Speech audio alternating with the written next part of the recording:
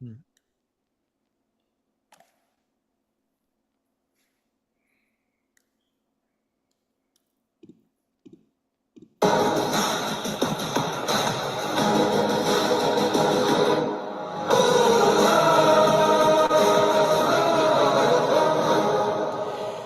Okay, here we go. Time to find out who is playing who in the season 9 playoffs. I'm here with my usual co-host, as long as he's awake, which was a close call this evening, Kyle Qualls, who apparently is not gracing us with his video presence. Qualls, how Oh, are am you I feeling? not?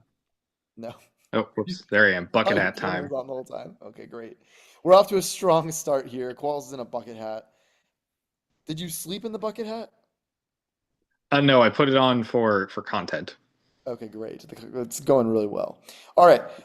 First, before we let all the people who have been nice enough to join us pick their opponents, we're going to run through the season 9 award winners real quick, and we have a couple in the Zoom, so it kind of works out, so they can find out live that they won something. So first, we have the all Ocho teams, and these are just based on the 9 highest point scores in the regular season. So the first team was myself, Alex, and Spencer. The second team was Vigran, Justin, and Surya. And the third team was Stephen C., Rishav, and Stephen R. So we have quite a few of those people in here. So congrats to all of us slash you. And then for the formal awards that people vote on, uh, first we're giving the DBI award to the Simple Jacks because they were very funny this season, including Mars on multiple occasions trying to phone a friend someone whose number he did not have saved in his phone. So they've been a joy. Niche of the year is AP Art History, which makes sense because I'm not sure it was he got it the entire season. I think it might have been blocked every week. Got the Star Wars treatment. Um, Niche Player of the Year is Alex, which is hard to argue with, but he did a good job on not only Star Wars but Indiana Jones and Pirates of the Caribbean. Rookie of the Year is Justin from the Night Pandas. Also, no surprise because he was a top vote getter in actually 3 different award categories. But this is the only one he won. And then we've got someone in here. Austin wins most improved. So congrats, Austin. Well deserved. Very strong season for you. Second to last, we've got second man of the year is Brian. So Steven's teammate from Mentally Illest, which implies that Steven is the first man. So that's kind of an award in itself. Um, and then lastly, we have the MVP this year, which is Spencer. So congrats to Spencer, the third multi-time MVP winner. So Spencer, you're in the chat, and that's the big award. So I'll let you say a brief word if you want to. Um, Noticeably, one member of Hive Mind didn't win an award. I'd like to point that out.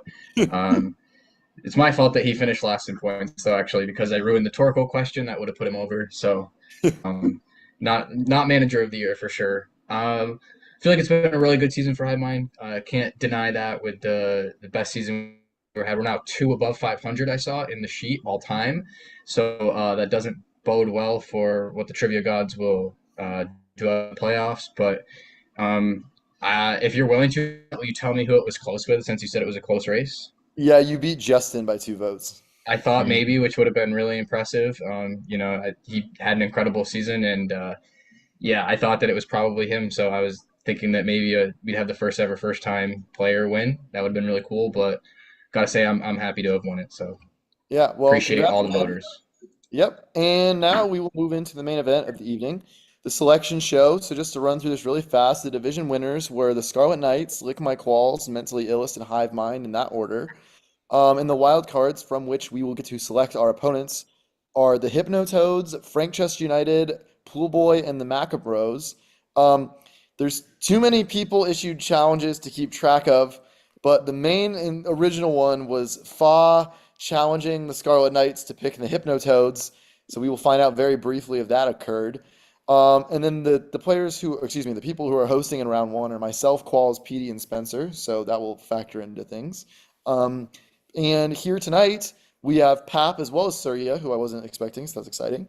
Myself and Qualls, Steven from Mentally Illest, and then Spencer and Austin from Hive Mind. So we will get right into it. First up is the Scarlet Knights pick. You are the 1 seed, so you have your pick of the litter. So Nick and Surya, I'll give you the floor to tell us who you're picking and then to give a little bit of logic about your pick. And then as my co-host, I'll let Qualls ask one or two follow-up questions for content, and then we'll go to the next pick. So yeah, Scarlet Knights, the floor is yours. Yeah. So great season we've had, and we've had the audacity of someone that I call a close friend actually. And I've known this fellow since the third grade when we had on the same Little League baseball team and coached by the biggest schmuck in the world. Despise this man, Bob Haynes, wherever you are.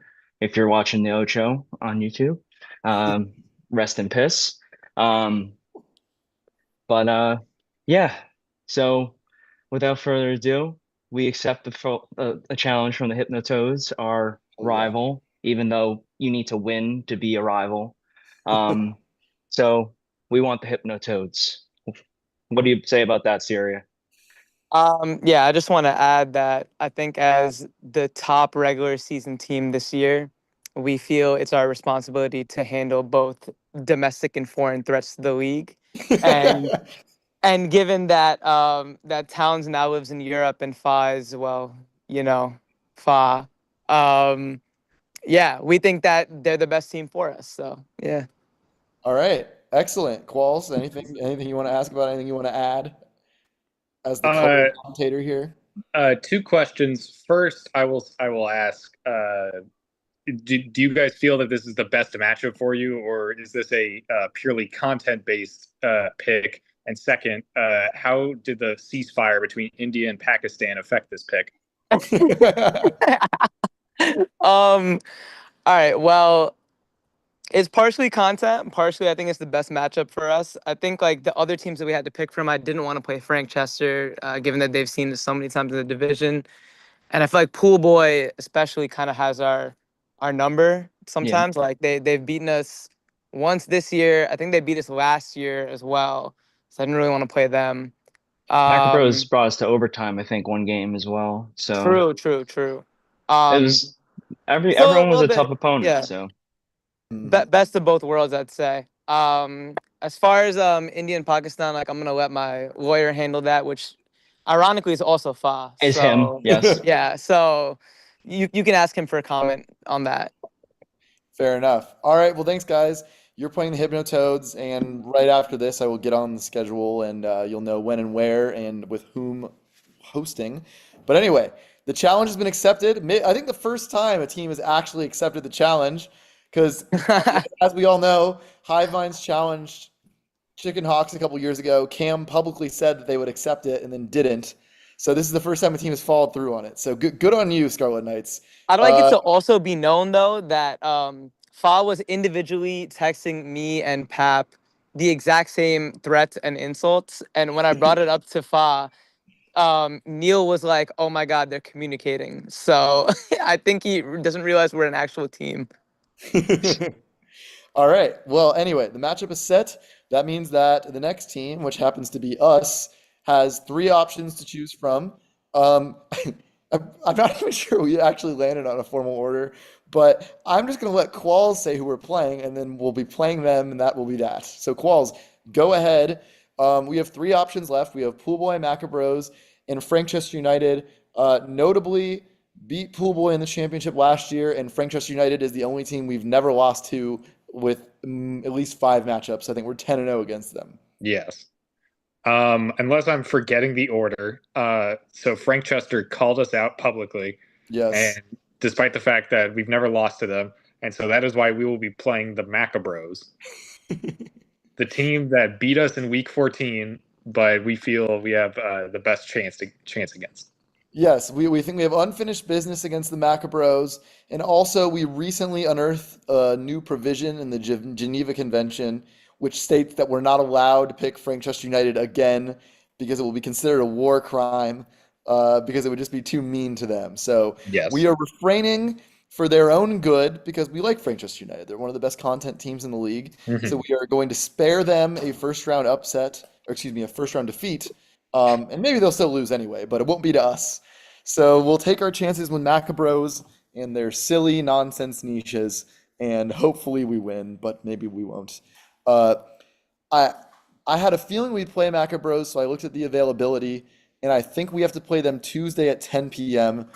Our team is terrible when we have to play at 10 p.m. because two-thirds of us are incredibly tired, and I have a colonoscopy on Tuesday, so I've been under anesthesia earlier in the day. So we are going to be fighting it in more ways than one, but we will do our best and see what happens. So anyway, that is our pick, the Maca Bros.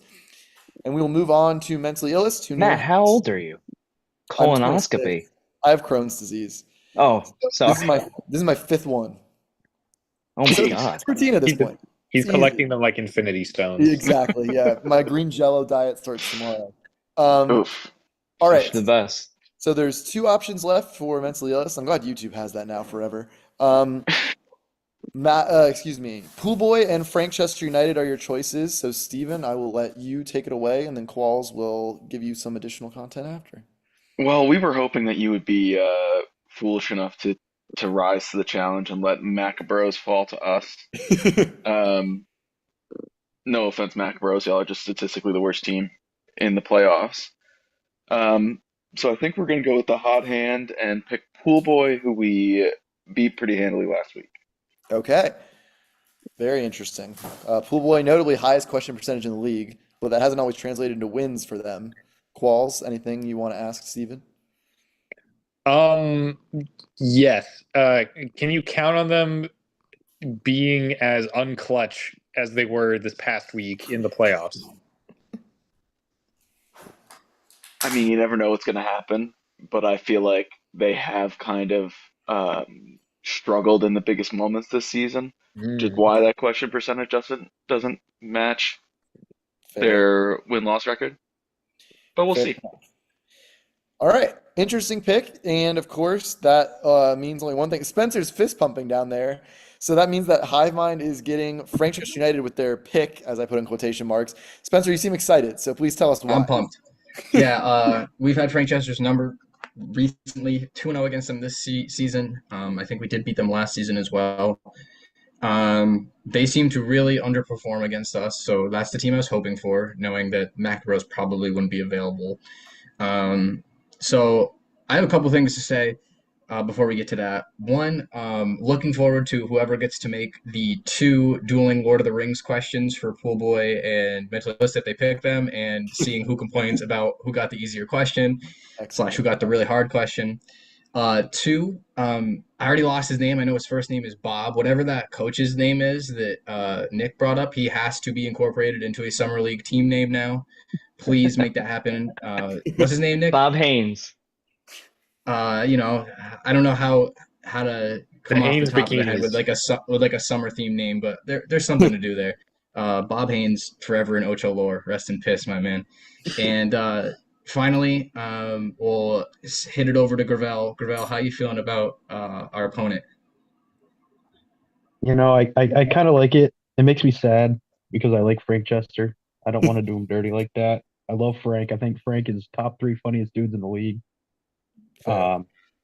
So, if we have to send them packing, it's gonna suck, Yeah. but I think it's our best matchup. Yep. And as long as Steven's booty call doesn't come through and